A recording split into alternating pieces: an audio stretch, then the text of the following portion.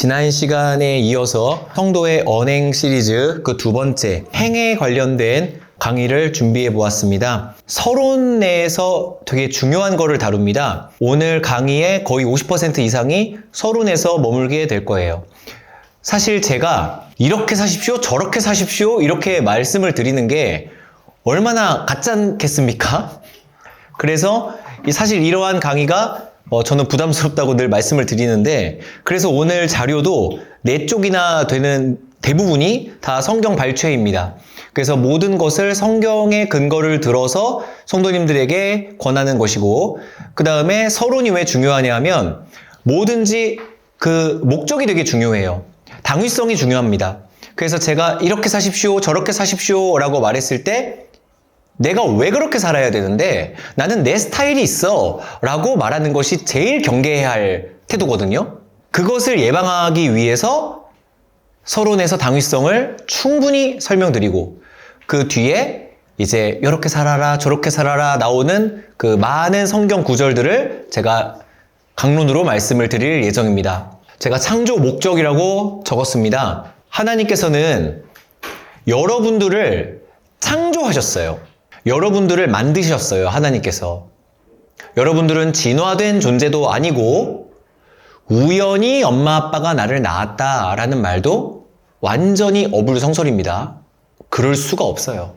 여러분들은 하나님이라고 우리가 말하는 신께서 여러분들을 만드신 거예요. 만들었어요. 자, 그러면은 왜 만들었냐라는 것이 당연히 궁금증이 나옵니다. 왜 만들었는데? 근데 여기서 어린이 예배 때 얘들아, 너희들 하나님께서 왜 만들었어? 너희들 왜 교회 나왔어? 너희들 왜 구원받았어? 자, 이렇게 물어보면은 그 꼬맹이들이 천국 가려고 이렇게 대답을 해요. 근데 이 어린 아이들이 천국 가려고 라고 대답하는 건 그러려니 할 수 있어요. 가르쳐주면 되니까. 근데 제가 짜증이 나는 건 어른들이 그렇게 대답을 많이 한다는 거죠. 왜냐하면 하나님께서 당신을 왜 구원하셨죠? 하나님은 왜 당신을 창조하셨죠? 당신은 교회 왜 다니십니까? 자, 이렇게 물어보면 천국 가야지 이렇게 간단하게 답을 한단 말입니다. 천국 가고 싶어서 교회 다닌다. 그럼 하나님께서 당신을 창조하신 목적이 천국 보내려고 라는 뜻입니까? 거기서부터는 조금 어색하다는 느낌이 좀 드나 봐요. 근데 그거 말고는 대답할 지식이 없는 거죠. 나 천국 가려고 교회 다녀. 천국 가고 싶어. 나 지옥 안 가고 싶어. 그럼 이런 답변에서는 제가 지난번에도 말씀드렸는데 가장 복받은 인간이 누구냐? 죽기 바로 직전에 예수 믿고 천국 가는 사람이 제일 복받은 사람인 거예요. 그냥 인생 한 80년, 90년 만약에 산다면 한 80년 동안 어디 가서 누구 사기도 치고 어디 가서 돈을 쫓아다니면서 그렇게 부자도 한번 돼보고 누릴 거 다 누리고, 그 다음에 가장 중요한 건 일요일 아닙니까? 일요일이 쉬는 날이어야 캠핑도 가고 여행도 가고 하는 거 아닙니까? 그런데 일평생 나는 교회를 다니느라 캠핑도 한번 못 가보고 여행다운 여행도 한번 못 가보고 그렇게 교회에 갇혀 다녔는데 이거 천국 못 가면 억울하지. 그런데 쟤는 참 좋겠다. 80년 내내 그렇게 캠핑 다닐 거. 캠핑 다 다니고 여행 다니고 돈도 내 맘대로 다 쓰고 그렇게 하다가 딱 죽기 직전에 구원받고 천국 땅 하고 들어가면은 진짜 짱 아니냐. 꿩도 먹고 알도 먹고 그런 거 아니냐. 이런 가난한 생각에 이제 머물게 되는 거예요. 그리고 또 이런 생각이 또 잘못된 길로 빠지면 구원은 하나님께로부터 나온다 라고 배우지 않습니까? 그러면은 그때 내가 이제 죽어서 하나님의 재판을 받는 거예요. 이제 딱 죽었어. 하나님이 딱 있어. 그럼 진짜 있었네? 신이 진짜 있었네? 한 다음에 하나님이 너는 전국이다 하는 거예요. 그러면은 하나님 내가 왜 천국입니까? 자, 이렇게 물어봤더니 하나님이 내가 너를 태초부터 그렇게 지었느니라 하는 거예요. 그러면은 그럼 저는 천국 가는 겁니까? 그렇다. 그럼 저는 왜 살아있을 때 왜 저 천국 가는 거 안 말해 주셨나요? 저 몰랐는데요? 말해주어서 무엇하느냐? 어차피 구원은 나로부터 비롯되는데 네가 숟가락 하나 얹을 게 있다고 생각하느냐? 그냥 내가 태초부터 계획했다. 천국 가거라.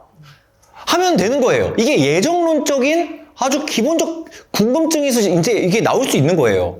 어차피 구원은 나의 노력과 의지가 단 1%도 들어가는 게 아니니까 그냥 어차피 천국 보내는 건 하나님의 마음이라며. 그럼 내가 죽기 직전까지 내가 천국 갈지 모르고 있다가 그냥 죽어서 심판대 앞에 딱 섰었을 때 너는 전국이다. 태초부터 그렇게 지었느니라. 이게 에베소서에 나오는 거 아닙니까? 태초부터 계획되어져 있다고. 그런데 왜 우리가 10살이면 10살, 30살이면 30살 왜 우리의 구원 소식을 알려주냔 말이에요. 하나님께서. 알려준단 말입니다. 그러면서 교회 다니라고 하고 거룩하게 살라고 하고 착하게 살라고 하고 그렇게 우리를 그런 어떤 삶으로 요구를 한단 말이죠. 이게 말도 안 되는 일이에요. 이렇게 되면은. 교회 다니는 이유, 하나님이 나를 창조하신 이유, 나의 행복을 위해서, 나 천국 가라고. 만약에 우리를 그렇게 창조하신 거라면 애초부터 지금 여기에서 우리는 교회 다닐 필요도 없고 그냥 죽고 난 다음에 그냥 심판대 앞에서 하나님의 부르심을 받아 천국으로 들어가 버리면 되는 겁니다. 우리의 창조 목적은 뭘까요? 하나님께서 당신을 왜 지었을까요? 왜? 만약에 천국 보내는 거라면 우리는 어항 속의 금붕어 같은 느낌을 받습니다. 우리가 집안에서 어항을 이렇게 두고 거기에 붕어가 이렇게 헤엄치고 다니면 인간들은 그 붕어를 구경해요. 아우 우아하다. 참 예쁘게 헤엄친다. 어쩜 이렇게 예쁘게 생겼을까? 보면서 감탄하죠? 그 다음에 먹이도 이렇게 떨어뜨려줘요. 그럼 붕어가 뻐끔뻐끔하면서 그 먹이를 먹는 모습이 굉장히 이 주인들에게 흐뭇함을 줍니다. 어휴 잘 먹네, 어휴 잘 먹네 이러고. 그 다음에 이 붕어가 아프기라도 하면은 주인이 이 붕어가 불쌍해서 이렇게 치료라도 좀 해주려고 하고 이런 측은한 마음이 붕어한테도 들어요. 이러려고 하나님이 인간을 만드셨을까요? 어항은 천국이고 천국이라는 어항 속에서 우리가 하하하하하 하고서 그렇게 행복하게 지내는 모습을 하나님께서 이렇게 구경하시면서 아이고 내가 만든 열매들 각종 실과들 또 마음껏 따먹어봐라 하면서 먹이 주면 인간들이 그 천국에서 먹이 이렇게 따먹으면서 맛있어 맛있어 이러는 모습을 하나님께서 구경하시면서 어이구 예쁘다 어이구 예쁘다. 자, 어항 속의 붕어 아닙니까? 이게 이토록 가난한 신앙입니다. 이게 천국 보내려고 하나님이 날 만드셨다. 근데 대부분의 성도들이 너 교회 왜 다녀 하면은 천국 가려고 이렇게 말한다라는 거죠. 그러면은 그렇게 말하면 안 된다라는 것까지는 알겠다. 그럼 나를 지으신 목적이 뭐냐라고 물어보면 뭐라고 대답하시겠어요? 하나님은 나를 왜 지으셨을까? 목적은요. 한글로 표현하자면 사귀려고 해요. 사귀려고 창조하신 거예요. 이거를 한자로 표현하면 사귈 교자라는 한자를 써서 교제하시려고, 교제하려고 이렇게 표현하는 거죠. 한글로 말하면 사귀려고 해요. 사귀려고. 하나님께서는 인간을 사귀려고 창조하신 거예요. 소통을 하는 거죠. 인간이 붕어를 어항에 키우는 이유는 붕어와 사귀려고 붕어를 키우는 게 아닙니다. 붕어에게 고민 상담하는 주인이 있나요? 아니면은 붕어와 손잡고 무슨 마트라도 가나요? 어딜 가나요? 사귀는 건 그럴 수가 없죠. 사귈 수 있는 존재가 아니죠. 자, 하나님께서는 인간을 왜 창조하셨다? 답은 사귀려고 해요. 그럼요. 사귀려면 먼저 관계가 설정이 돼야 됩니다. 관계 설정이 있어야 돼요. 먼저 친구 관계잖아요? 그럼 친구 간에 어울리는 사귐이 있는 거예요. 만약에 사제지간이잖아요? 그러면은 스승과 제자라는 관계에 어울리는 사귐이 있는 거예요. 그쵸? 여러 가지 예가 들 수 있어요. 부부 관계잖아요? 그럼 또 부부 사이에 어울리는 관계가 있어요. 그렇죠? 이런 관계들을 무시하고 내 마음대로 너와 사귀어보겠다라고 덤비는 것이 마귀적 생각이라고 볼 수가 있겠죠. 관계와 사귐은 무조건 연결이 되어 있는 겁니다. 제가 우리 아빠한테 친구처럼 대하는 순간 우리 아빠는 이런 버르장머리 없는 자식 뭐 하는 짓이냐? 내가 선배한테 친구처럼 덤비면 선 넘지 마라. 뭐 하는 짓이냐? 이런 말을 듣겠죠. 관계는 사귐을 정의합니다. 어떻게 사귀어야 되는지는 관계에 따라 다른 거예요. 이거는 제가 샘플로 하나만 말씀을 드리자면, 이런 마귀적 사상 중에 많이 무너진 것들이 대표적으로 부모-자식 간의 관계라고 저는 보여져요. 부모-자식 간의 관계에서 요즘은 부모가 뭐라고 말을 하냐면은 나는 자녀와 친구 같은 부모가 되고 싶다라고 표현을 해요. 친구 같은 부모가 되고 싶대요. 그래서 부모 같은 부모가 되려는 게 아니라 친구 같은 부모가 되고 싶어 한대요. 그래서 자녀에게 반말을 오히려 권하면서 나를 친구처럼 대해. 나랑 놀러 가자. 고민 있으면 나한테 털어놔. 나랑 끝까지 놀자. 친구처럼 너와 지내고 싶어. 그러면 그 아이에게 부모는 누군가요? 친구 같은 부모가 되고 싶다면 부모 같은 부모는 누가 돼야 되나요? 이런 것들이 무너진 관계들이라고 저는 예로 들어드리고 싶었던 겁니다. 자, 그럼 하나님은 나를 왜 창조하셨다? 사귀려고. 그러면은 사귀기 위해서는 뭐가 설정이 돼야 된다? 먼저? 관계가 먼저 설정이 돼야 된다. 관계를 모르면 제대로 사귈 수가 없어요. 하나님이 내 친구야? 그럼 하이파이브라도 한번 해보든가. 말 안 되죠. 예. 하나님은 나와 먼저 어떤 관계냐? 자, 여기에서의 이 관계는 왕과 백성의 관계입니다. 먼저 이 관계의 설정이 정확하게 되어 있어야 돼요. 그래서 하나님께 외람된 행동들이나 기도를 하지 않게 됩니다. 하나님은 왕이시고 나는 그분의 백성이에요. 이사야서에서 명확하게 나옵니다. 나는 너희의 왕이다. 내가 너희를 지었다. 정확하게 말을 해주셨어요.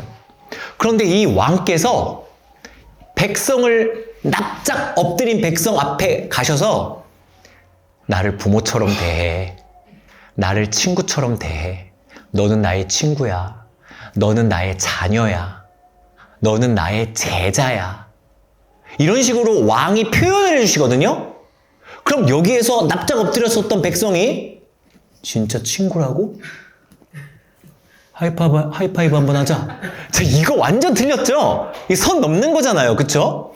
임금님께서 백성에게 나는 너를 친구로 불렀느니라 라고 해도 관계는 왕과 백성입니다. 왕의 너그러움을 보여줄 뿐인 거예요. 나는 너의 아비다. 나를 아빠, 아버지라고 불러라. 너는 내 자녀다. 안 바뀌어요. 그래도 왕과 백성이라는 그 관계는 바뀌지 않으면서 왕이 나를 어떻게 생각해 주는지 그 마음만 보고 감동적인 순간이 되는 겁니다. 부모도 마찬가지죠. 자녀한테 나는 너의 친구 같은 아빠가 되고 싶어 라고 말한다 하더라도 얘가 나를 진짜 친구처럼 대하면은 이거 진짜 혼내야죠. 예, 선을 넘으면 안 되죠. 잘 잤냐? 나한테 이렇게 얘기한다고 생각해 보세요. 밥 먹었냐? 맛있었냐? 저한테 딸이 만약에 그런다면 야, 너 왜 그래? 너 나한테 왜 그래? 왜 그렇게 말해? 친구 같은 아빠라면서. 이제 이렇게 말하는 순간 이거는 선 넘는 거죠. 아버지의 너그러운 마음만 보여질 뿐인 거예요. 자, 그럼 여기서 왕과 백성과의 관계로 우리를 창조하셨다. 뭐 하려고? 예, 사귀려고, 교제하려고. 그런데요, 왕과 백성 간의 사귐은 어떤 행동으로 드러나냐면, 이제 오늘 강의의 이게 주제죠. 어떤 행동으로 드러나냐 하면 무조건 명령과 순종의 관계로 드러나게 됩니다. 명령과 순종의 관계예요. 백성은요, 순종이 곧 대답이에요. 이거 하여라 라고 왕은 백성에게 명령만 할 뿐이에요. 어떤 명령을 하느냐에 따라서 왕의 마음이 다 느껴지는 거예요. 명령으로 말하는 거예요, 왕은. 모든 것을. 예를 들어서 왕이 백성을 딱 봤을 때 백성이 만약에 목말라 보여. 그러면은 너 괜찮아? 너 좀 어디 안 좋아 보인다. 너 고민 있어? 이렇게 아니에요. 이렇게 접근하지 않아요. 왕은 백성이 만약에 목말라 보인다. 그러면은 딱 살피고 준태야. 네, 왕이시여. 물 한 잔 마시고 오너라. 이거예요. 그러면은 여기서 백성이 그 명령에서 느껴지는 거죠. 아, 나를 보고 계셨구나. 나 물 마시고 오라고? 나 지금 목마른 거 어떻게 하셨지? 여기서 왕에 대한 충성도가 확 올라가고 왕을 사랑하게 되는 겁니다. 명령으로 말하는 거예요.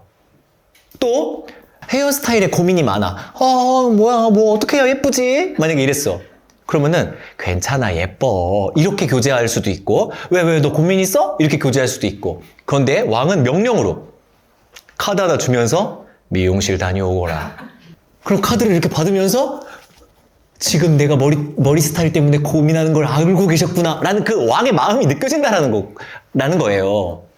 명령이 곧 왕의 마음을 느낄 수 있는 대화법입니다. 명령이. 그리고 이 명령 속에서 왕이 나를 얼마나 사랑하는지, 나를 어떻게 지금 여기고 계시는지 이런 것들을 보여주는 거예요. 왕은 백성에게 부탁을 한다거나 아니면 질문을 한다거나 그러지 않아요. 네. 그리고 백성은 왕에게 이유를 물어보지 않아요. 네. 제가 왜 해야 되는데요? 내가 왜 그래야 되는데요? 이유를 좀 알려주세요. 안 해요. 그냥 순종하는 것이 곧 왕에게 답변을 하는 것입니다. 불순종하는 것도 왕에게 답변을 하는 것이죠. 그래서 애초에 창세기부터 인간을 창조하자마자 하나님께서는 명령이라는 그 어투로 인간에게 말을 거셨어요. 생육하고 번성해라. 그럼 이 명령 안에 왕의 마음이 느껴지죠. 아, 나에게 통치권을 주셨구나. 이런 걸 느끼는 거예요.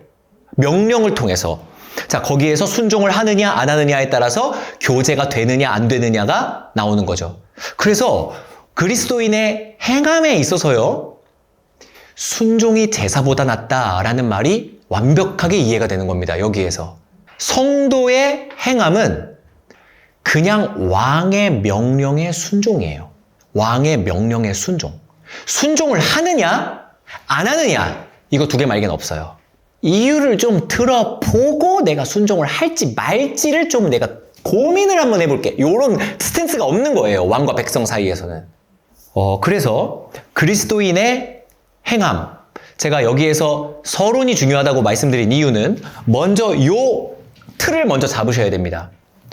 우리는 애초에 천국 가려고 지음받은 존재가 아니라 하나님과 사귀려고 태어난 존재예요.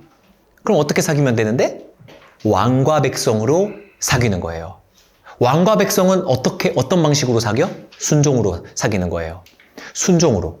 프린트물을 한번 읽어보도록 하겠습니다. 하나님께서는 인간을 왜 창조하셨나요? 다 같이 읽어보겠습니다. 시작! 하나님 나라의 백성으로서 왕이신 하나님과 교제 나누기 위하여. 인간이 하나님을 떠났다는 것은 무슨 의미인가요? 자, 이 부분에 대해서 간략하게 배경 지식 설명해 드리겠습니다. 자, 사귄다라는 게 창조 목적이에요. 그럼요. 네, 이건 제가 만든 말이 아닙니다. 원래 유명한 말이에요. 한번 읽어보겠습니다. 시작! 기능은 목적을 위해 존재함. 예. 우리가요, 이게 뭔지 모르는 처음 보는 물건일지라도 기능을 깨달으면 아, 이거 왜 만들었겠구나 라는 목적을 추리할 수가 있어요. 왜냐하면 허투루 만든 게 없다라는 말이 기능은 목적을 위해 존재한다라는 말이거든요. 기능은 쓸데없이 만들지 않아요. 목적을 위해 그 기능은 존재하는 거예요. 컵이 오목한 기능을 하고 있는데 그 기능은 물을 담기 위한 목적 때문에 그렇게 하는 겁니다. 접시로 물을 떠마시는 사람은 없는 거예요. 어떠한 기능들은 전부 다 목적을 암시하는 거예요. 목적이 있기 때문에 그 기능이 탑재됐다라는 거예요. 그럼 이 세상 모든 피조물들에게는 없는 인간만 가지고 있는 기능을 한번 살펴보자는 거예요. 짐승도 없고 바위도 하나님이 만드셨어요. 바다도 하나님이 만드셨죠. 하늘도 마찬가지고요. 새도, 여러 짐승들도 전부 다 하나님이 창조하셨습니다. 그런데 인간만 탑재되어 있는 기능이 있다는 거예요. 인간만 가지고 있는 기능. 그게 뭐냐면 자유로운 의지입니다. 자유로운 의지. 이 의지는 생각을 통해서 하는데 바로 이거 인간밖에 없어요. 사람은 뭘로 생각하죠? 언어로 생각합니다. 언어가 없으면 사람은 생각도 못해요. 진화론으로 이제 가보면은 이 생각이 원래 존재했고 그 생각을 표현할 말이 없기 때문에 어머 하늘 이러다가 엄마 하늘이 됐대요. 근데 이거는 순서가 잘못됐습니다. 언어가 없으면 애초에 생각도 못합니다. 인간은. 왜냐면 생각은 말로 하는 거예요. 말로. 배고프다라는 배고프다라는 언어가 없으면 인간은 배고픔을 느끼지만 그걸 배고프다라고 말을 못한다고요. 그 생각을 못한다고요. 마치 지금 지소 같은 몇 개월밖에 안 된 애기들이 배고픔도 느끼고 엄마가 보고 싶다는 느낌도 느끼고 기저귀에 똥 싸거나 오줌 싸면 찝찝함도 느끼지만 이거를 찝찝하다라는 말을 모르고 배고프다라는 말을 모르기 때문에 이 지소는 생각을 못해요. 생각이라는 게 없어요, 그냥. 그런데 진화의 입장에서 보면은 이게 반대죠. 원래 생각은 있었고 그 생각을 나타낼 말이 없었기 때문에 어버 하다가 말이 진화가 된 거다. 이런 식으로 얘기하는데 이거는 완전히 어부정설입니다. 순서가 잘못됐어요. 생각이 먼저 있고 그거를 표현할 언어가 생기는 게 아니라 언어가 먼저 있고 그 다음에 그 언어로 생각을 하는 거예요. 그렇기 때문에 아담의 머릿속에는 이미 말이 탑재된 채 창조가 되는 겁니다. 그 다음에 가인과 아벨한테는 그 말을 가르쳐주는 그 선지자의 직분으로서 그게 말이 계속 계승이 되는 것이죠. 그러다가 바벨탑에서 흩어지게 되는 것이고요. 자, 자유로운 의지와 그 다음에 언어와 그 생각. 이것은 오직 인간에게만 있습니다. 그럼 이 자유로운 의지와 이것들은 왜 주셨는가? 당연히 기능은 뭐를 위해 존재하죠? 목적을 위해 존재하죠. 그러면은 인간의 창조 목적은 무엇인가요? 사귀려고. 그래서 우리는 자유로운 의지를 갖고 하나님께 가는 거예요. 바로 왕과 백성은 뭐로 사귄다? 명령과 순종으로 사귄다. 그런데 순종이라는 말이 성립이 되려면 불순종할 여지가 있어야 된다는 거예요. 그것의 대표적인 상징성이 선악과입니다. 붕어가 내 말을 알아듣는다고 한번 가정해 볼게요. 붕어 한 마리를 바다에다가 이렇게 띄워놓고 바다에다 어항을 이렇게 옆에다가 놨습니다. 그 다음에 붕어한테 붕어야 어항 속에 들어가면 나랑 같이 살자. 어항 속에 들어가면 내가 너를 갖고 내 집으로 들어갈게. 나랑 같이 살래? 근데 나랑 안 살아도 돼. 네가 저 바다로 헤엄쳐 가면 나 없이 그냥 마음대로 자유롭게 살면 돼. 대신에 바다에는 상어도 있고 고래도 있고 위험한 것들이 많아. 어떻게 할래? 바다로 가서 죽을래? 아니면 어항 속에 들어가서 나랑 살래? 이게 선택권입니다. 여기에서 선택이 없이 어항 속에 가둬놓은 상태에서 붕어한테 너 바다로 가고 싶으면 가. 바다로 가고 싶으면 가라고. 누가 말렸어? 이래 봤자 어항엔 문이 없어요. 붕어는 가고 싶어도 못 가요. 이거는 자유가 아니에요. 그렇죠? 똑같습니다. 하나님께서 우리에게 자유로운 의지를 주셨다. 자유롭게 선택할 수 있게 하셨다라는 증거가 선악과를 따먹으면 나를 떠나는 거다. 그러면은 너는 죽게 된다.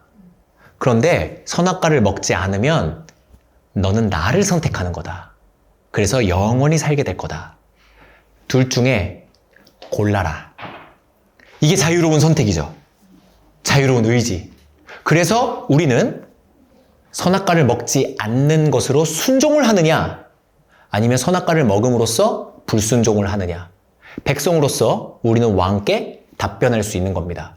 우리는 순종하지 않음으로 왕에게 답변을 했어요. 어떤 답변이죠?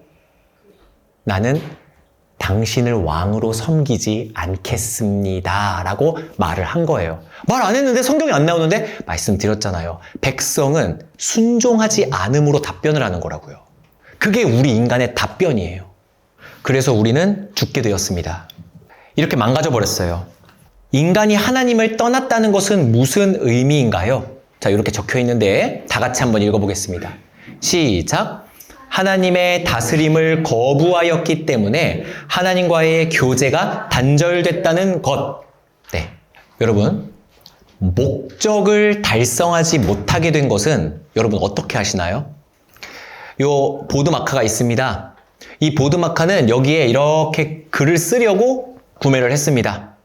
이 목적은 이게 나와야 목적을 달성하는 거예요. 근데 만약에 이게 안 나와요. 고장 났어요. 만약에. 그럼 여러분들 이거 어떻게 하실 거예요? 버립니다. 어디에다 버리시죠? 쓰레기통에 버립니다. 목적을 달성하지 못하면 그것을 우리는 쓰레기라고 부르고 그 쓰레기는 우리는 쓰레기통에 버립니다. 인간은 어떤 목적으로 창조됐나요? 하나님과 사귀려고, 교제하려고. 그런데 그 목적을 달성하지 못하게 되면 쓰레기가 되는 겁니다. 그럼 쓰레기통에 버리죠? 그 쓰레기통이 지옥이라고 볼 수가 있는 것이죠. 네. 인간이 태어나서 하나님을 섬기고 하나님께 순종하는 것으로 하나님과 교제하지 않으면 창조 목적을 잃어버린 쓰레기로서 살아야 할 이유가 없는 것입니다. 아주 단순한 문제죠? 끝난 거예요. 그냥 죽는 거예요. 자, 그런데 여기에서 만약에 어떤 수리 기사가 나타나서 이거를 고쳐줬어. 만약에 의자가 망가져서 못 앉게 됐는데 버리려고 했는데 어떤 기가 막힌 수리공이 나타나서 이 의자를 고쳐줬어. 그러면은 이 의자는 다시 창조 목적을 달성할 수 있게 됐습니다. 앉을 수 있게 됐고 이제 보드마카가 만약에 칠판에다가 적혀요. 그러면 이거는 버릴 이유가 있나요? 없나요? 없죠. 이 수리공이 예수 그리스도십니다. 우리를 회복시켜 주신 거예요. 회복시켜 준 거라고요. 그럼 우리를 뭐하러 회복시켰을까요? 창조 목적을 달성하라고. 이래야 고쳤다라는 말이 성립이 되는 거죠. 어떤 수리기사가 이 보드마카 안 나오던 거 고쳤다라고 말을 했는데 진짜요? 고맙습니다. 이거 고쳐주셨어요? 우와 신기하다. 안 나와. 그럼 어디가 고쳤다라는 겁니까? 아이씨 여전히 쓰레기 하고 버려버리는 게 되는 거죠. 자, 예수 그리스도께서 나를 구원하셨다? 이 말은 나를 고쳐주셨다. 나를 회복시켜주셨다 라는 뜻이죠. 그러면은 하나님께서 우리를 창조하신 이유는 사귀려고 우리와 교제 나누기 위해서라고 했는데 우리가 구원받았다라고 해놓고서는 하나님과 교제하지 않는다. 그거는 여전히 고장나 있는 상태고 우리의 교제는 순종으로서 드러내는 것인데 하나님의 명령에 순종하지 않으면 구원은 거짓말이 돼버리는 것입니다. 굉장히 심플한 논리이죠? 그것을 제가 성경 구절로 가지고 왔는데요.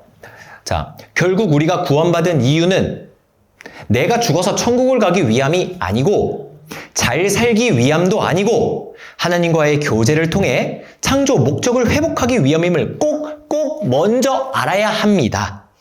그리고 우리의 목적은 하나님께 영광 돌리는 것입니다. 에베소서 2장 10절. 제가 지금까지 설명드린 걸 내 생각이 아니라 성경의 말씀이다 라는 거를 제가 알려드리는 순서가 남은 거죠. 자, 에베소서 2장 10절 다 같이 읽어보겠습니다. 시작! 우리는 그가 반드시 바라 그리스도 예수 안에서 선한 일을 위하여 지으심을 받은 그만! 우리가 뭐를 위해서 지으심을 받았다고요? 선한 일을 위하여. 무슨 일이 선한 일인데?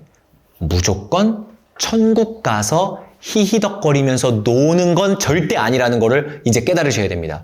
우리가 지음받은 목적은 천국 가기 위함이 아니에요. 어떤 일을 위함이에요.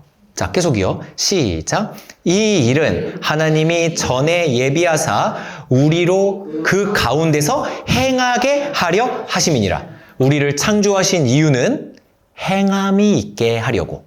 그래서 야고보서에서는 행함이 없는 믿음은 그냥 죽은 거다 라고 아주 단호하게 말한 그 의도가 너무 보이지 않습니까? 하나님께서는 우리를 왜 창조하셨다고요? 왜 우리를 지었다고요? 행하게 하려고. 근데 안 행해? 그럼 그냥 끝난 거죠. 목적을 달성하지 못하는 거예요. 창조 목적을. 이사야 43장 7절도 한번 읽어보겠습니다. 시작. 내 이름으로 불려지는 모든 자, 곧 내가 내 영광을 위하여 창조한 자를 오게 하라. 그를 내가 지었고 그를 내가 만들었느니라. 네, 하나님의 영광을 위하여 우리는 만들어졌습니다. 그럼 하나님의 영광은 무엇이냐? 하나님과 사귀는 거예요. 하나님과 사귀면서 그 창조 목적을 달성하는 것입니다. 저는 여기에 있는 음료수를 마시려고 샀는데 못 마시게 되면 버리는 것입니다. 저는 전화 받으려고 핸드폰을 샀는데 전화가 안 되면 고장난 것입니다. 버리는 거예요. 여러분은 하나님이 여러분과 사귀려고 만드셨습니다. 그런데 여러분들이 하나님을 거부해서 사귀지 않으면 여러분들은 고장난 것입니다. 망가진 거예요. 그럼 버려지는 것입니다.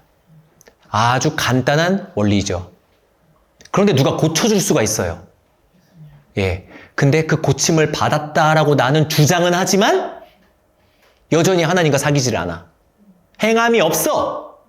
그러면은 AS 기사가 사기를 친 거거나 아니면은 내가 고장이 여전히 고쳐지지 않은 뭐 그런 거겠죠. 그러면은 우리는 어떤 행실로 살게 되느냐? 그리스도인이 하나님을 바르게 섬기면 예수 그리스도를 닮은 행실로 살게 됩니다. 그래서 예수님이 이 땅에 2000년 전에 내려오셨을 때 왕과 백성 간의 관계의 샘플을 보여주시는 거예요. 그래서요, 예수님은 하나님의 아들이지만, 그리고 하나님 본인이시지만, 왜 이렇게 산에 올라가서 기도를 하신 걸까? 저는 그게 좀 궁금했었던 시절이 있습니다. 아니, 하나님이라며. 그러니까 예수님이 하나님이다 라는 말 이해하셔야 됩니다. 하나님은 신이라는 뜻이에요. 하나님은 신의 이름이 아니에요. 신이라는 뜻입니다. 그러니까 예수님은 하나님이다 라는 말은 예수는 신이다 라는 뜻입니다. 하나님의 아들도 이러한 표현이라고 볼 수가 있습니다. 바퀴벌레의 아들은 바퀴벌레죠. 모기의 아들은 모기입니다. 인간의 아들은 인간인 거예요. 인간의 아들이 바퀴벌레가 있을 수는 없죠. 하나님의 아들은 하나님이죠. 하나님은 그 본성을 신이라는 본성이니까. 그래서 예수는 곧 하나님이다 라는 말은 예수는 신이다라는 뜻이에요. 왜냐하면 신의 아들이니까 신의 아들도 신이죠. 신의 아들이 어떻게 인간입니까? 인간의 아들이 인간이지. 인간의 아들이 모기가 될 수 없듯이 신의 아들은 신인 거예요. 그래서 예수는 하나님입니다. 자, 그런데 아까 말씀으로 다시 돌아오자면 예수님은 왜 이렇게 기도를 하면서 하나님께 자신의 삶을 보고드리고 왜 그렇게 계속 하나님께 말을 거는 걸까? 본인이 하나님이면서 이게 보여주는 거예요, 우리에게. 예수님은 애초부터 우리에게 샘플로서 작용을 합니다. 백성으로서 왕을 어떻게 섬겨야 하는지를 올바르게 보여주는 하나의 샘플로 작용을 해요. 그래서 인간이 바르게 하나님을 섬기면 필연적으로 예수님 같은 모습으로 변화가 됩니다. 점점점. 이걸 우리는 어려운 한자말로 성화라고 불러요. 성화. 예수님처럼 돼가는 거예요. 그래서 제가 지난번 강의에도 성화라는 것을 우리는 겪게 될 텐데 나는 내 성격대로 신앙생활하는 거야 라고 말하는 사람은 절대 틀리다라고 했었죠. 네, 예수님의 모습을 닮는 쪽으로 우리는 성화되게 되어 있습니다. 그리고요, 예수님의 행적들을 보면서 예수님의 이름을 부르며 하나님께로 돌아가는 사람들이 많이 생겼죠. 예수님께서는 여러 병든 자들도 고치시고 또 안진뱅이 일으키시고 여러 가지 이적들을 보여주시면서 말씀으로 많이 가르쳐 주셨어요. 근데 그 가르침을 받은 그 많은 사람들이 예수님을 따라다니면서 하나님께 영광을 올렸습니다. 다시 말하자면 예수님의 언행을 보고 하나님을 찬양하는 사람들이 생겼다는 거예요. 예수님의 언행을 보고 하나님을 찬양한다. 그대로 예수님 대신에 성도님의 이름을 넣어보시면 됩니다. 김준태의 언행을 보고 하나님을 찬양하는 사람들이 나타나야 된다는 거예요. 그럼 여기에서 본인들의 이름을 한번 넣어보세요. 누땡땡땡의 말과 행동을 보고 하나님을 찬양한 적이 있나? 오히려 이런 소리는 들은 적 없으세요? 너가 믿는 하나님 난 절대 안 믿어. 이런 말 들어본 적 없으세요? 하나님 얼굴에 먹칠하는 거죠. 이거 성경에 이렇게 나옵니다. 마태복음 5장 16절을 한번 다 같이 소리내 보겠습니다. 시작. 이같이 너의 빛이 사람 앞에 비치게 하여 그들로 너희 착한 행실을 보고 하늘에 계신 너희 아버지께 영광 돌리게 하라. 예, 예수님께서 직접 하신 말씀이십니다. 너희들이 이 왕에게 순종하는 삶을 사는 것을 사람들이 보고 하나님께 영광 돌리게 하라. 누구처럼? 예수처럼. 예수님이 하나님께 순종하는 모습으로 사시는 걸 사람들이 보면서 하나님께 영광 돌렸죠? 그것처럼 너희들의 착한 행실을 보고 예수 닮은 그런 언행을 보고 너희 뒤에 있는 너희의 왕 하나님을 찬양하게 해라. 이거예요. 자, 두 번째 베드로전서 2장도 한번 읽어보겠습니다. 시작. 너희가 행해서